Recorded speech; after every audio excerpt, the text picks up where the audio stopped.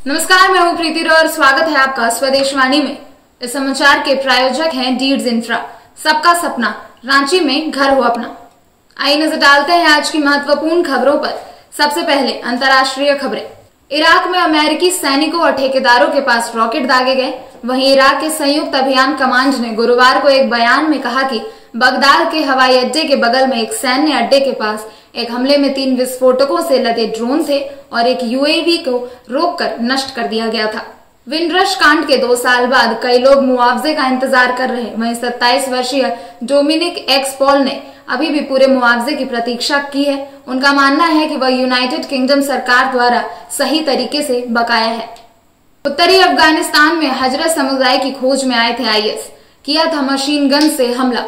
बुधवार देर रात जारी बयान में कहा कि आईएस के आतंकियों ने मशीन गन से फायरिंग की थी। प्रत्यक्षदर्शियों के अनुसार बंदूकधारी हमलावर हजरत समुदाय के लोगों की खोज में थे। बता दें कि अफगानिस्तान के अधिकतर हिस्से में ये शिया मुस्लिम है, वहीं उत्तरी अफगानिस्तान में ये सुन्नी मुसलमान भी है। अब नजर डालेंगे राष्ट्रीय खबरों पर।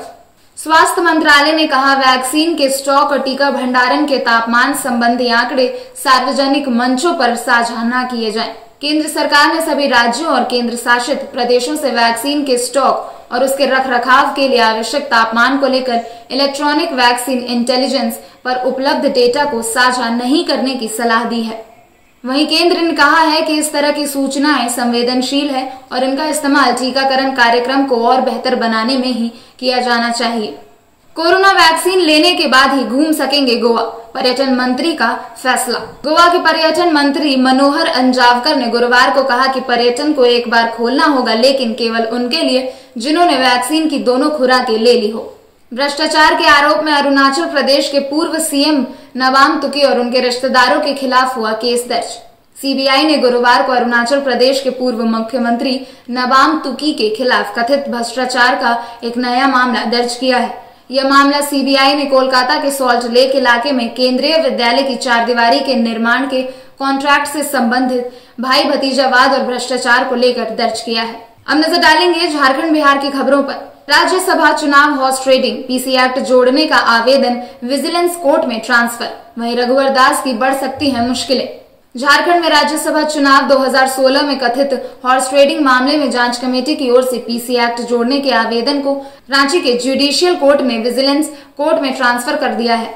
विजिलेंस कोर्ट की ओर से यदि इस मामले में पूर्व मुख्यमंत्री रघुवर दास, एडीजी अनुराग गुप्ता और पूर्व मुख्यमंत्री के तत्कालीन प्रेस सलाहकार अजय कुमार के खिलाफ पीसी के एक्ट की धारा जोड़ने की अनुमति प्रदान की जाती है तो उनकी मुश्किलें बढ़ सकती है। 50 दिन बाद सदर अस्पताल में 90% ओपीडी हुआ शुरू। रिम्स में ओपीडी शुरू करने पर 12 जून को लिया जाएगा निर्णय। रांची में लगभग 50 दिनों के कोरोना के खौफनाक मंजर के बाद अब स्वास्थ्य व्यवस्था सामान्य होने लगी है। मरीजों की संख्या कम होते ही अब अस्पतालों में ओपीडी सेवा शुरू होने लगी है। सदर अस्पताल रांची में 3 विभाग की ओपीडी को छोड़कर लगभग सभी ओपीडी शुरू हो गई है। गुमला में टीकाकरण टीम को बंधक बनाने के आरोप में 3 लोग हुए गिरफ्तार। वहीं टीका देने गई टीम के साथ की थी इन लोगों ने बदसलूकी।